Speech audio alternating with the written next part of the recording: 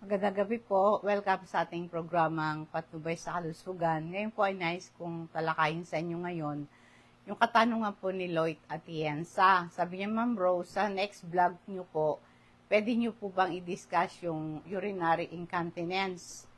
Sa Tagalog po ito'y kawalan ng control sa pag-ihi.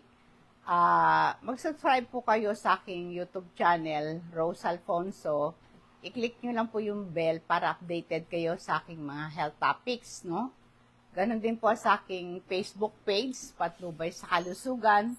Pwede nyo pong i-click yung follow, like, and share para mabahigahin na nyo yung mga kaibigan nyo, no? Ngayon po yung urinary incontinence, ito yung kawalan ng control sa pag-ihi. Minsan hindi sinasadyang paglabas ng ihi mo. Ito isang pangkaraniwang problema na maaring maapektuhan ng mga tao sa lahat ng edad. Pero karaniwan po nito yung mga nagkakaedad na. Yung kawalan po ng kontrol sa pag-ihi, ito isang condition na hindi mo mapigilan. Kusang tumutulo yung ihi mo. Kaya ito'y maaring maging sanhi ng iba't ibang factor tulad po ng panghihina ng pelvic floor muscle. Ito yung mga problema sa prostate, o meron kang infection, o meron kang neurological condition, at iba pa. Mahalagang tandaan na ang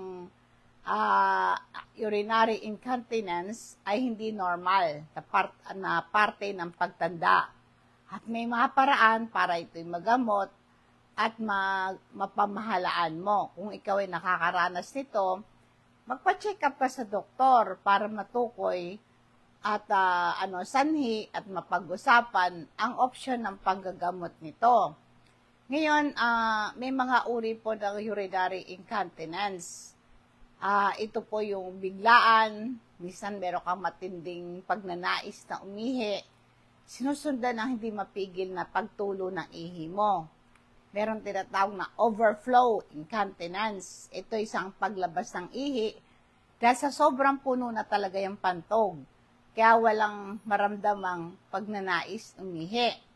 Ngayon, merong tinatawag na mixed incontinence. Ito ay combination ng dalawa o higit pang uri ng urinary incontinence. Ang vitamin C po ay pampalakas ito ng ating immune system. At nakakatulong to protektahan ng ating katawan laban sa infection, sa ihi, meron kang sipon at trangkaso, pampalakas ng resistensya yan, antioxidant yan, at ito po ay nakakatulong po ito para maiwasan ng cancer, sakit sa puso, at Alzheimer disease.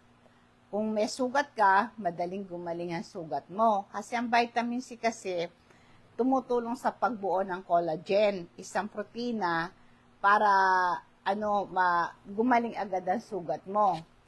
Nagre-repair ito ng mga tissue, nagpapanatili na magandang balat, nag-absorb ito ng iron, nakakatulong ang vitamin C para po sa ganon, maiwasan mo yung pagiging anemia. At ito rin po ay tumutulong para maiwasan ng katarata. Kaya ang mega dosage ng vitamin C, pang-iwas yan sa cataract, no? Makakatulong po yan, mababa mo ang incidence ng katarata at nagiging dahilan ng paglabo ng lente ng mata mo. Yung Super B complex naman ay meron siyang specific role. Napapanatili po yung ating kalusugan. Unang-una, energy production. Ang B1, B2, B3, B5, lahat nasa Super B complex yan. B12 yan. May mahalagang papel para ma-convert yung food sa enerhiya. Para labanan ng pagkapagod, mapanatiling aktibo ka sa ating pamumuhay. Sa atin naman brain function, yung vitamin B6, B9, B12, pampalusog ng utak at nervous system. Maging maayos ang memory, focus at saka mood, no?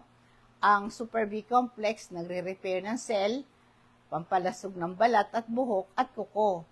Ang vitamin B6, B9, B12, nare-regulate po yung homocysteine level ng dugo. Ito po ay nakakatulong maiwasan ng sakit sa puso sa ating mental health ang Super B complex na B6, B9, B12, maiwasan ang depression at anxiety. Kung buntis ka naman, maiwasan mo yung abnormality, yung panganib ng birth defect, no? Kaya nga po, yan ang nagagawa ng Super B complex. Kaya kung meron kayong problema sa hindi mapigil na pag-ihi, di ba minsan pag bigla kang ububo, ay talagang hindi mo makontrol yung pag-ihi mo. Kaya bumahing ka, o sobra ka sa tawa, o kaya nagbuhat ka na may bigat. Itong stress incontinence na to, isang uri ng hindi mapigil na pag-ihip, kusa siyang lumalabas. Dahil sa stress, sa ubo mo, sa pagbahing mo, sa pagtawa mo, sa pagbuhat ng mabigat, nagkaroon ng pressure, no? Doon sa pantog. Ito, yung simpleng ubo mo lang, pagtawa mo, pagbahing mo lang, o pag-exercise mo, o pagbuhat ng mabigat, ay talagang makakaramdam ka nito. Ang mga babae na nag-menopause na, or nagkaanak ng marami, pwedeng humina yung pelvic floor muscle na sumusuporta sa pantog. Ngayon, ano dapat mong gawin para mapalakas mo yung pelvic floor muscle? Una, baguhin yung lifestyle, no? Pag-iwas sa mga nakakairita sa pantog, tulad po ng, yung po bang, merong mga pagkain na maalat na pagkain, iwasan mo, no? Kaya, ang simpleng exercise para lumakas yung pelvic floor muscle mo, yung po ba yung kalamnan na sumusuporta sa pantog, na tumutulong sa pagkontrol ng pag-ihi. Ang gawin mo lang, alam mo, pagising mo sa umaga, inom ka ng 2 basong tubig. Hintayin mo na maihi ka. Ngayon, pag yung unang tulo ng ihi mo, magbilang ka ng 1, 2, 3, 4, 5. Pigilan mo yung ihi mo habang umiihi ka. Ang pagpigil mo, magbilang ka ulit ng 1, 2, 3, 4, 5. After that, patuluin mo ulit ang ihi mo. Magbilang ka ulit ng 1, 2, 3, 4, 5. Hanggang maubos yung ihi mo, gawin mo yan para yung kalamnan na ginagamit na iyong pelvic muscle ay tumibay. Ito'y mahihigpitan yung kalamnan, yung pelvic floor muscle. Basta gawin mo yan, yung pagbibilang na yan. I-relax mo lang yung kalamnan, i-relax mo yung pelvic floor muscle, basta yung kahit na tulad ng sabi ko, 5 segundo, 1, 2, 3, 4, 5, ulit-ulitin yung higpit, relax sa proseso ng 10 to 15 na beses. Gawin ito 3 beses sa isang araw. Ngayon, meron mga tips sa paggawa. Ang tawag po doon, Kegel exercise. Siguradong walang laman ng yung pantog bago gawin ng exercise. Humingi ka ng normal habang ginagawa mo ang exercise na to. Huwag mong pigilan ang paghinga mo. Huwag mong higpitan ang yung kalamnan sa tiyan, hita o puwitan. Ito lang po ay relax ka lang, no, para lumakas ang kalamnan ng pelvic muscle mo. Maging matyaga ka at consistent. Maring tumagal lang ilang linggo o buwan bago maramdaman ang benepisyo nitong Kegel exercise na to. Mahalaga din na i-try mo rin na yung exercise everyday. Alam mo, tayo po nagkakaedad, meron tayong walking exercise. At least meron kang 10,000 steps every day, no? Nakakapagpatibay ng pelvic floor muscle yon. Ngayon, meron tayong isang oil, yung crystal oil natin. Ito yung maganda sa pananakit ng muscle, pamamaga. Ang crystal oil, nakakatulong po yan para guminhawa yung dulot ng arthritis, yung pananakit ng kalamnan, mga tuhod, sakong, kalamnan, pulikat, sakit ng ulo, ganon. Pampabuti din yan ng tulog. Ang crystal oil, nakaka-relax yung aroma nun. Makakatulong po ito, mapapabuti ang kalidad ng tulog mo. Kasi yung amoy niyan, pampa-relax. Ito ring crystal oil na to, nakakatulong para maalis yung bara sa ilong mo. Nakakaginhawa din ito ng sakit ng dibdib, katinang lalamunan, sakit ng tiyan. Ito yung nakakatulong pangginhawa sa kabag, bloated ang tiyan, sakit ng tiyan. Pang-control din ito ng pagsusuka. Pangontra din ito ng kagat ng lamok. Kasi yung crystal oil, yung amoy niyan, ayaw ng lamok, tinataboy ito. Kaya pagka nakagat ka ng lamok para makontrol yung kate, pahiram ng crystal oil, no? Meron din tayong activated charcoal. Ito'y kulay itim na pulbos. Nakukuha yan sa kahoy, baon ng niyog. Ito po'y ginagamit na ng medisina libo-libong taon na nakaraan. Ito po activated charcoal, pang-alis ng pamamaga ng bituka, pang-alis ng kabag, sumisipsip ng gas at toxin sa bituka. Meron siyang antibacterial property. Pumapatay ng ilang uri ng bakterya sa digestive system. Kaya maganda ito sa pagkalason. Pag na-food poison ka, na-overdose ka sa gamot, pang-control din ito ng diarrhea. Ito rin po, sumisipsip ng excess na tubig sa bituka, pang-control ng diarrhea. At pampabango din ito ng hininga, pantanggal din ng hangover mo. Maring sumisipsip ng bacteria at toxin sa bibig, makakatulong para bumango yung hininga mo. Para mapanatiling malusog ang timbang mo, no? Ang kailangan po, alam mo pagka meron po kayong yung hindi mapigil na pag-ihi, maring mataba ka, meron kang sobrang timbang. Yung sobrang katabaan mo, naglalagay ng dagdag pressure yan sa pantog mo. Tsaka iwasan mo rin manigarilyo kasi yung sigarilyo nakakairita sa pantog, nakakapagpahinan ng pelvic floor muscle ang paninigarilyo. Bawasan mo din yung pag-inom ng caffeine at alcohol. Ang mga inumin to'y nakakapagpaihi. Nagpaparami ng ihi yan.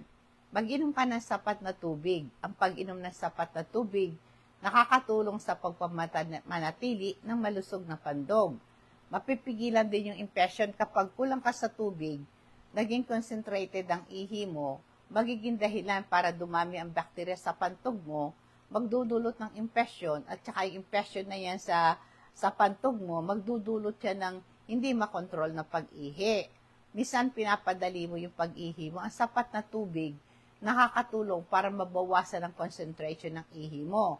Kaya maging komportable ka. Kaya kung hirap kang umihi, tapos maaring mapuno ng husto ang pantog mo, magdudulot rin na ng overflow incontinence. Kaya pinapanatili ang malusog na lining ng pantog, ang tubig po ay nakakatulong para ma-flush out ang toxin at irritant sa pantog. Kaya pagising mo sa umaga, wala pang laman ng tiyan mo, pagising mo, inom ka na isang basong tubig na maligamgam. After 5 minutes, inom ka ulit ng isang baso. After 5 minutes, inom ka ulit ng isang baso. At least, nakatatlong basong tubig ka, kada 5 minuto, isang basong tubig. Ito po ay nagbagdudulot ito ng malusog na lining ng pantog mo. Kaya ang pag-ihi ng regular, huwag mong pigilan ang pag-ihi mo ng matagal. Ang pagpigil sa ihi mo ng matagal, magdudulot ito ng problema sa kalusugan mo, kabilang na yung impression sa yung UTI mo. Pag napuno ang pantog, matagal hindi na ilabas ang ihi, nagiging breeding ground ito ng bakterya, magdudulot ito ng UTI. Ang panghihina po ng pantog, ang madalas na pagpigil sa ihi, magpapahinaya ng kalamnan ng pantog mo. Magdudulot ito ng hirap pag-ihi o kaya yung urinary incontinence. Ang bato sa bato, ito'y mineral sa ihi, maaaring mag-crystallize at maging bato sa bato kung matagal na naipon sa pantog mo. Ang paglaki ng pantog, ang patuloy na pagpigil sa ihi mo, magdudulot ito ng paglaki ng pantog. Magdudulot ito ng discomfort at ibang mga problema. Kaya naman, mahalagang umihi ka na regular, huwag mong pigilan ang ihi mo ng matagal. Ugaliin mong umihi tuwing makakaramdam ka, kahit abala ka pa. Paalala po sa lecithin, ito po'y para sa kalusugan ng utak. Ang lecithin, ito'y maganda po sa sa ating yung pong ating memory, no? Ito'y tumutulong sa production neurotransmitter.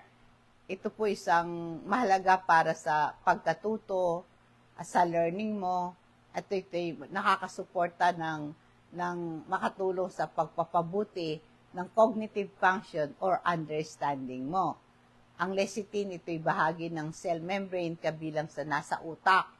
Nung tutulong ito sa pagpapanatili ng integridad ng membrane, tinitiyak po na ito'y merong potential na papel sa ating utak. Ang lecithin makakatulong sa yung pagpapahina ng Alzheimer disease at maiwasan po yung pagiging ulyanin, no? Available yan sa patnubay sa kalusugan. Kung kayo po ay interesado na makabili nitong ating mga health products na to, huwag kayong mag-atubili na i-chat nyo ako sa aking Facebook page, Patnubay sa Kalusugan. Mag-message kayo na gusto nyo mag-order ng mga product natin. Cash on delivery naman to i-deliver po yan ng mga rider. I-charge lang po sa inyo ang shipping fee, no? Makakatulong itong mga produkto natin na to pampanatili ng iyong kalusugan. Lagi natin sinasabi, ang kalusugan ay kayamanan. Kaya dapat natin itong pag-ingatan. Di po ba, lalo na pag tumatanda na tayo, marami na tayong nakaramdaman. Ang isa dito, yung hindi mapigil na pag-ihi. Kaya malaking tulong po na yung nakaka-exercise ka at nakakapagpahinga ka at ikaw ay relax. Kasi po, yung minsan yung masyado stressful ang buhay mo at saka yung hindi ka nakakatulog na mabuti, nagko-contribute yan sa kalaihi ka. At saka bawasan mo yung stress kasi yung anxiety, yung depression, nagiging yung pagmataas ang stress level mo, lalo kang nagkakaroon ng problema sa pag-ihi mo. Kaya dapat para mapamahala mo yan, magpa-check up pa sa doktor. Hingingin mo yung kanilang opinion kung paano gamutin yan. Kaya inulit ko po, kaya tayo palaihi, mahina yung pelvic floor muscle, yung kalamnan na sumusuporta sa pantog, na tumutulong sa pagkontrol ng ihi. Ito'y dahilan ng sa ating panganganak, pagtanda, labis na katabaan, umisa lalaki, yung prostate problem, may cancer sa prostate, no? Mga infection sa urinary tract, may UTI ka, pwedeng magdulot ito ng hindi mapigil na pag-ihi, yung urinary incontinence. Kaya nga po yung mga sakit na tulad ng stroke, multiple sclerosis, Parkinson disease, pwedeng maapektuhan yung nerve na kumukontrol sa pantog mo. Magdudulot ito ng urinary incontinence. Ang mga gamot po dito tulad ng diuretic at muscle relaxant, magdudulot din ito ng urinary incontinence bilang side effect. Kaya po ang pagbabago ng pamumuhay tulad ng pag-iwas sa pag-inom ng alak, kape at paninigarilyo. Manatiling malusog ang timbang, iwasan po yung katabaan. Tsaka yung Kegel exercise, yung tinuro ko sa inyo kanina, yung pag-control ng ihi mo, magbilang ka ng 1 to 5, tapos relax, tapos higpit, gano'n, no? Ang iba, may mga gamot, no? Maaaring itong pong meron tinatawag na electric stimulation, pwedeng gamitin yan. Pero mahalaga talaga, magpa-check up ka sa doktor para matukoy yung sanhi, bakit meron kang urinary incontinence, no? Kaya malaking tulong din po yung controlled yung iyong blood pressure, controlled yung cholesterol, blood sugar mo. Kasi pagka diabetic ka, talagang magiging palaihi ka. Kaya kung meron kang diabetes, tapos may ganito kang problema, kailangan isanggunin mo sa doktor, no, para mapabuti ang ang pag-ihi mo, no? Malaking tulong po 'yan. Kaya malaking tulong po yung exercise din. At saka relax ang isip natin. Relax, cash on delivery ito, i-charge nyo ang shipping fee. Dadako po tayo sa ating food for thoughts bilang pagwawakas, Proverbs chapter 16 verse 9. Ang puso ng tao nagpaplano ng kanyang lakad, ngunit ang Panginoon ang gumagabay sa kanyang mga hakbang. Ang verse na ito nagpapaalala sa atin, bagamat meron tayong kalayaan magplano at gumawa ng mga decisions sa ating buhay, ang Diyos pa rin ang kumukontrol sa huli. Siya ang gumagabay ng ating hakbang, nagdidirekta sa ating patungo sa kanyang plano, kaya mayroon tayong kalayaan sa pagpili. Binibigyan tayo ng Diyos ng kalayaan ng pumili ng ating landas at magdidesisyon. Pero kahit na meron kang plano, may pangarap ka, pero ang nagdidirect ng iyong lakad, ang Diyos siya ang may control. Ayaw niya tayo mapahamak. Minsan po kasi meron tayong mga plano na hindi nakakabuti sa atin. Kaya mahalaga, magtiwala tayo sa Diyos. Dapat tayo magtiwala kung ano ang plano ng Diyos sa buhay natin. Yan po ang ating food for thought. Ang pagsunod sa Diyos ay nagdudulot ng pagpapala. Pag sumusunod tayo sa Kanya, magtiwala sa Kanyang plano, binubuksan natin ating sarili sa Kanyang pagpapala. Magandang gabi po. Nawa po pagpapala patnubay ng Diyos ang sumatin. And God bless us all.